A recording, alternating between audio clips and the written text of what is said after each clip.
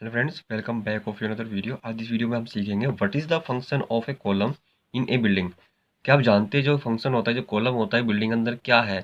ये अक्सर इंटरव्यू में भी पूछा जाता है, इंटरव्यू में पूछा जाता है एंड आपकी ये नॉलेज में भी होना चाहिए, या फिर आपका ये सीनियर भी पूछ सकता है आपसे। सीएम पीएम को भी आपसे सीनियर पूछ सकता है, या फिर आपको नॉलेज में होना चाहिए कि बिल्डिंग के अंदर हम कॉलम हम क्यों प्रोवाइड करते हैं, व्हाट इज़ द फंक्शन है। ठीक है, इंटरव्यू क्वेश्चन भी है ये। तो कुछ मैंने एक डायग्राम सा बना दिया है जिसके अंदर हमने ये कॉलम प्रोवाइड कर दिए हैं। ये कॉलम आपके हो गए, ठीक है, जो रेड रेड में कॉलम हो गए, और ये ग्रीन आपका बीम हो गया। इसके जो हम डॉट डॉट कर देंगे तो ये स्लैब बन जाएगा आपका। ठीक है, तो देखते हैं हम। सबसे फर्स्ट पॉइंट देख लेते हैं। A column is use to support the weight of roof and also in the upper floor. Nowadays many columns are used for decorative purpose also. क्या आप जानते हैं जो ये हमारे जो ये लोड होता है, जो अपर फ्लोर, हमारे जो अपर फ्लोर होगी, ये होगा फर्स्ट फ्लोर, सेकंड फ्लोर, जो भी इसके ऊपर फ्लोर हो गए, वो कहाँ पे प्रोवाइड करते हो, कहाँ पे लोड ट्रांसफर होता है? कॉलम के ऊपर। कॉलम के ऊपर सभी जो लोड होता है, जो ट्रांस कॉलम एक कंप्रेसिव मेंबर है।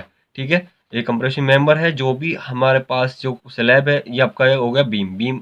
बीम का लोड कहाँ पे ट्रांसफर हो रहा है? आपका कॉलम के ऊपर। कहाँ पे लोड लग रहा है? एक्सियली एंड बायएक्सियली लोड लगता है। ठीक है, तो ये आपका फेट पर मीटर, ये आपका यूडीएल हो गया। तो हमारे पास जो बीम का जो सभी पूरा जो कंटिन्यूअस बीम है, उसका जो लोड लग रहा है आपका कॉलम के ऊपर लग रहा है। कॉलम क्या कर रहा है? ट्रांसफर कर रहा है। ठीक है, एक स्ट्रेट हो गया, एक स्ट्रेट हो गया जो सपोर्ट कर रहा है आपको, एक सपोर्ट का काम करता है आपको। और जो कॉलम सपोर्ट करेगा कहाँ से करेगा? एक नीचे से सपोर्ट करेगा, नीचे से इसको रोटेट करेंगे तो कहाँ पे जान होगा? वो एक फुटिंग के ऊपर। तो ठीक है, ये आपको फुटिंग कर देंगे। जब हम इसको सिंगल फुटिंग कर देंगे तो ये आपका सॉइल जो बियरिंग कैपेसिटी होती है सॉइल के अंदर, वो नीचे अब धस भी सकता है, नीचे बैठ भी सकता है। तो इस बीच पे जो ट्रांसफर करते हैं कॉलम का, जो ट्रांसफर करते हैं नीचे बेस बना देते हैं, नीचे वाला फुटिंग बना देते हैं, ताकि जो इसका जो ट्रांसफर हो कॉलम का, जो एक इनिशियल एक एक्सियली लोड आएगा, एक एक्सियली लोड आएगा इस तरह से। ठीक है, एक एक्सेली लोड आएगा इस तरह से। तो वो कहाँ पे लोड होगा? पूरे इस वाले फुटिंग पर ट्रांसफर होगा। इस वाले जो कॉलम का लोड होगा पूरी फुटिंग में ट्रांसफर होगा, इस वाली पूरी फुटिंग पर। तो अब ये पूरी जो फुटिंग है वो क्या होगी? एक कंपैक्ट, एक तरह से एक क्या होगा? कंपैक्ट होगा इस तरह से नीचे की तरफ। कहाँ पे प्रेशर करता है वो? ये कंप्रेशर कहाँ करता है? नीचे की तरफ। ठीक है, ये डाउनवर्ड की तरफ। तो किस पे करता है? सोil पे करता है। नीचे आपका क्या हुआ? सोइल हो गया। और सोइल की होनी चाहिए बियरिंग कैपेसिटी। जितनी आपकी बियरिंग कैपेसिटी होगी उसके बेस पे इसकी जो विड्थ है, उसकी चौड़ाई होती है, बढ़ा देते हैं। इसको चाहे तो सिंगल फुटिंग बना देंगे। अगर बियरिंग कैपेसिटी ज़्यादा होती है, इसकी सहन कर सकता है, ज़्यादा होता है, जैसे रेतीली मिट्टी होती है तो वहाँ पे पाइल बना देते हैं, या थोड़ी और रेतीली होगी तो वहाँ पे एक राफ्ट बना देंगे, ताकि जो पूरे को इस लोड, यहाँ पे लोड कभी भी एक या ज़्यादा नहीं होता है, तो उसका जो लोड होता है पूरे फुटिंग पर ट्रांसफ़र हो जाता है। वो बना देते हैं हम एक राफ्ट फुटिंग। ठीक है, और जैसे कि कॉलम अगर पास पास में होते हैं, उसका हम खर्चा बचा सकते हैं, या फिर हमारी बेयरिंग कैपेसिटी सोइल की अच्छी है, और आपको एक्सपेंशन भी आपको ज़्यादा नहीं लगाना है, तो उसमें आप क्या बनाते हैं? कंबाइंड फुटिंग बनाते हैं। तो मैंने एक वीडियो बना चुका हूँ types of footing and where we used footing, कि हम कब और कहाँ पे प्रोवाइड कर सकते हैं, किस कंडीशन में हम प्रोवाइड कर सकते हैं। जैसे कि टाइप्स ऑफ फुटिंग होती है हमारी, सिंगल आइसोलेटेड फुटिंग होगी, स्ट्रैप फुटिंग होगी, कंबाइंड फुटिंग होगी, कंटिन्यूअस फुटिंग होगी। डिपेंड डिपेंड जो फुटिंग होती है हम कहाँ कहाँ पे प्रोवाइड करते हैं। तो जैसे कि बीम, ये हमारे पास कॉलम होगा, इसके अंदर हम क्या करते हैं? एक पेडिस्टल प्रोवाइड कर देते हैं। इसको बीम भी बोल सकते हैं। पेडिस्टल होगा आपका सिंगल के लिए, और कंटिन्यूस कर देंगे एक बीम प्रोवाइड कर देंगे, तो इसके फुटिंग के ऊपर एक बीम प्रोवाइड कर देते हैं। तो पेडिस्टल हो गया आपका सिंपल सिंपल ही, जैसे कि ये कॉलम से 4-4 इंची बाहर निकाल देते हैं, या फिर 8 इंची, जो भी आपके ड्राइंग पे गिवन होता है। तो इस तरह से जो इसका जो ट्रांसफर करता है, इसका लोड, जो फुटिंग का ट्रांसफर, जो फुटिंग का लोड ट्रांसफर करता है फुटिंग के ऊपर करता है। एक ये अर्थक्वेक, जैसे कि अर्थक्वेक जो आता है एक लहर की तरह आता है, इस तरह से लहर की तरह आएगा। ठीक है, और फिर वाइंड लोड आएगा, एक तरह से क्या आता है? वाइंड लोड आता है। तो वाइंड लोड इधर से आएगा, या फिर वाइंड लोड इधर से आ रही है, तो क्या करेगा? ये मूवमेंट होगा इसके अंदर, जो बिल्डिंग के अंदर कॉलम के अंदर एक मूवमेंट होगा, तो रेजिस्ट करेगा थोड़ा, इधर भी इसको फोर्स करेगा, इधर से इसको फोर्स करेगा। ठीक है, इधर से, या अगर वेव आपकी इधर से चल रही है, वाइंड लोड इधर से चल रहा है, तो इधर से फोर्स करेगा। तो बिल्डिंग को क्या हुआ? जो एक कॉर्नर होता है, एक जॉइंट होता है, जंक्शन होता है, कॉलम एंड बीम का जो जंक्शन होगा, आपको जो रेनफोर्समेंट प्रोवाइड करते हैं, ये जंक्शन होगा। तो ये वाला जो फ्रेम स्ट्रक्चर होगा, तो इसको ये रेजिस्ट करता है, एक कॉलम एंड बीम को एक जान बनाने के लिए। आपकी जो कंक्रीट होती है कंप्रेशन मेंबर होती है, और स्टील होती है आपको टेंसाइल रेनफोर्समेंट होता है। कि आपका जो टेंसाइल रेनफोर्समेंट है वो कंक्रीट की जो स्ट्रेंथ होती है वो और ज़्यादा इंक्रीज करने के लिए आपको उसमें प्रोवाइड कर देते हैं, ताकि ये एक जान बना रहे। जैसे कि ये फ्रेम स्ट्रक्चर है, तो डिफेक्ट अगर यहाँ पे करेगा, ठीक है, ये तो आपको माइन लोड हो गया। उसके बाद होता है इसमें dead load and live load. Dead load होगा आपका जैसे कॉलम हो गया, बीम हो गया, स्लैब हो गया, तो इसका डेड लोड हो गया। उसके बाद होगा लाइव लोड, जैसे कि फर्नीचर हो, इसके अंदर कोई फर्नीचर रख देते हैं, या फिर आपके पीपल्स हो गए, कितने पीपल्स इसमें चल रहे हैं, तो वे लोड करेगा, इस पर ट्रांसफर करेगा इसको बीम या स्लैब के ऊपर। ठीक है, तो यहाँ पे भी स्लैब टीन लोड ट्रांसफर कर रहा है। उसके बाद क्या कर रहा है इसका, जैसे कि यहाँ पे लोड करेंगे तो इसमें बकलिंग के चांसेस रहते हैं, जैसे कि यहाँ से कोई बकलिंग हो गया इस बिल्डिंग के अंदर, इस कॉलम के अंदर, तो इसको और इसकी जो इसी बेस पे इसका डिजाइन बना देते हैं कि इसमें हमें कितना स्टफ प्रोवाइड करना है। इसलिए हम जो एंड जोन बना देते हैं ना, एंड जोन, तो यहाँ से बकलिंग होना स्टार्ट होता है एंड से, एंड सपोर्ट से। इसलिए यहाँ पे स्टफ की जो स्पेसिंग होती है बहुत कम रखते हैं, जैसे कि 75 mm, 75 mm या फिर 50 mm, इस तरह तक हम इसकी जो स्पेसिंग होती है कम रखते हैं। अगर मल्टी स्टोरी बिल्डिंग है तो मिनिमम आपको 50 mm तक रखते हैं। अगर आप सेकंड या थर्ड फ्लोर है तो उसमें 75 mm रख देते हैं, ताकि जो इसका एंड जोन है वो आपके कम बना रहे। ठीक है, चलो कुछ इसके, ये तो मैंने कुछ बेसिक्स था जो मैंने आपको बताया, शो किया। उसके बाद देख लेते हैं पॉइंट्स जो इंटरव्यू अक्सर पूछे जाते हैं, तो आपको जो रिप्लाई देना है उसके लिए सबसे पहले मैंने आपको ये बता दिया। ठीक है, उसके बाद देख ले second point, a column along with load bearing beams can support a lot a weight. ठीक है, जो इसमें क्या कह रहा है, जो एक कॉलम है अलोंग विद के साथ साथ आपके लोड बियरिंग बीम्स के साथ साथ कैन सपोर्ट कर सकता है अलॉट ऑफ वेट। आपकी जो बीम होती है, बीम के ऊपर हम जो भी लोड करते हैं ट्रांसफर, जैसे बीम को, बीम क्या करता है अलॉट आपका लोड सपोर्ट कर सकता है। बीम स्लैब को स्लैब करेगा, बीम क्या करेगा, स्लैब का एक एक्सपोर्ट, स्लैब का जो लोड होता है वो कहाँ ट्रांसफर हो रहा है, बीम के ऊपर।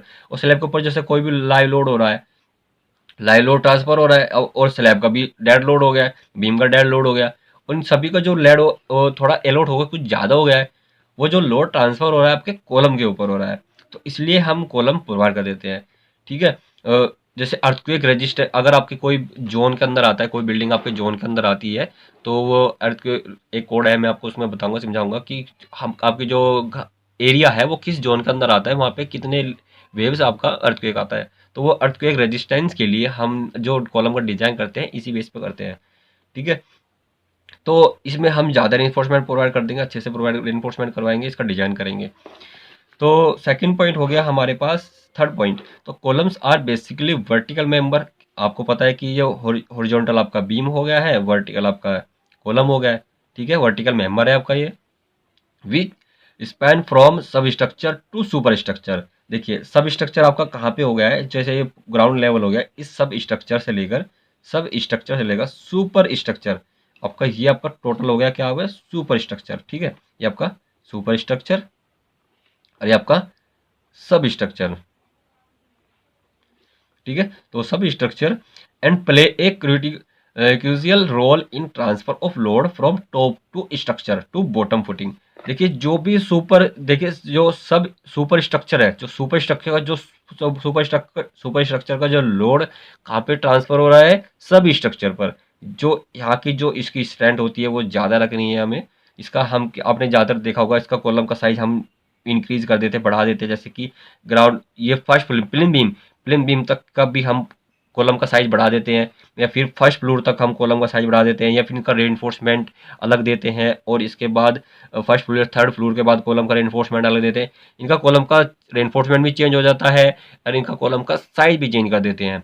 तो आपने कई जगह देखा होगा कि मैं तो काम करा चुका हूँ कि इसी तरह से डिजाइन कर देते हैं कि कॉलम का हम सुपर स्ट्रक्चर में कॉलम का डिजाइन, कॉलम का साइज क्या रखना है और सुपर स्ट्रक्चर में क्या डिजाइन रखना है, क्योंकि यहाँ का जो लोड हो जाता है फर्स्ट फ्लोर या सेकंड फ्लोर तक कम हो जाता है, डेड लोड लाइव लोड, और इसका जो पूरा का जो सुपर स्ट्रक्चर जो लोड हो रहा है वो ज़्यादा होता है यहाँ पे इस वाले कॉलम पे, इसकी जो इसका जो स्पैन है सब स्ट्रक्चर पर। ठीक है, तो ये बेसिकली पॉइंट होता है कि हम इसका जो कॉलम डिजाइन नीचे क्या दे और ऊपर क्या दे, या फिर कॉलम का साइज एक ही रखना है तो रेनफोर्समेंट हम क्या दे। कि यहाँ पे अगर आपको इस, जैसे कि इस लेवल तक हमें 20 mm रखना है, 12 mm 20 mm का रखना है, तो यहाँ पे हम क्या कर देंगे 16 mm का, क्योंकि यहाँ पे जो लोड हो गया वो कम हो गया है, और जो उसका सारा लोड हो रहा है ट्रांसफर हो रहा है इस कॉलम पर हो रहा है। ठीक है, तो इसलिए बेसिकली कॉलम का जो रेनफोर्समेंट है हम बढ़ा देते हैं। और उसके बाद देखते हैं ये पॉइंट, ये वाला कॉलम हो गया बॉटम फुटिंग तक, ये बॉटम फुटिंग तक हम वो लोड लेते हैं, मैंने समझा चुका हूँ पहले भी। And column is a rigid vertical structure member designed primarily to support axial compressive load coming from beam and slab and then transfer it to ground through footing। जैसे मैंने आपको वैसे बताया मैंने, जैसे कि हमारा जो बीम होता है, बीम का जो लोड ट्रांसफर कहाँ पे होता है, आपका कॉलम के ऊपर। और जैसे कॉलम का जो लोड ट्रांसफर होगा वो आपका बेस, आपका सब स्ट्रक्चर के अंदर होगा। और जो भी पूरे का जो होल, आपका होल बिल्डिंग का जो लोड ट्रांसफर होता है आपका, ये फुटिंग के ऊपर जाता है। फुटिंग का जो लोड हो जाता है फुटिंग के ऊपर जाता है। कॉलम का लोड, कॉलम का जो लोड, इसका बीम स्लैब का लोड ट्रांसफर हो रहा है कॉलम के ऊपर। और कॉलम का जो, ठीक है, ये इतना कॉलम का इस पर आपका लोड ट्रांसफर हो रहा है। देखो देखो, इतने कॉलम पर लोड ट्रांसफर हो रहा है, इसका बीम का लोड ट्रांसफर हो रहा है, इस पर ट्रांसफर हो रहा है। यही तो आपको रजिस्ट कर रहा है एक फुटिंग के ऊपर।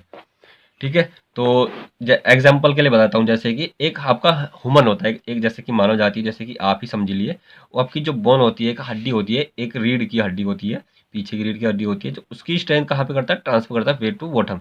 आपके जैसे कि आप हो गए, ठीक है, और आप हो गए, तो इसमें आपका कहाँ पे हुआ, ये आप हो गए, तो इसकी जो बोन होती है, रीढ़ की हड्डी होती है, तो अगर आपकी रीढ़ की हड्डी सही नहीं होगी तो ये कहाँ पे होता है, एक पैर के ऊपर तक का, इस पे जो ट्रांसफर होता है एक पैर के ऊपर तक खड़ा रहता है। ठीक है, ये इसको खड़े रखती है, इसको जान बनाए रखती है।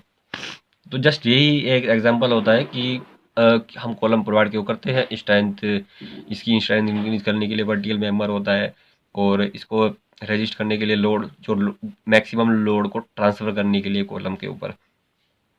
तो thanks for watching this video, बने रहे हमारे साथ, इसी तरह टेक्निकल वीडियोस आपके लिए लेकर आता रहूँगा। तो वीडियो पसंद आता है तो प्लीज़ लाइक, कमेंट एंड अपने फ्रेंड के साथ शेयर जरूर कर देना। Thank you.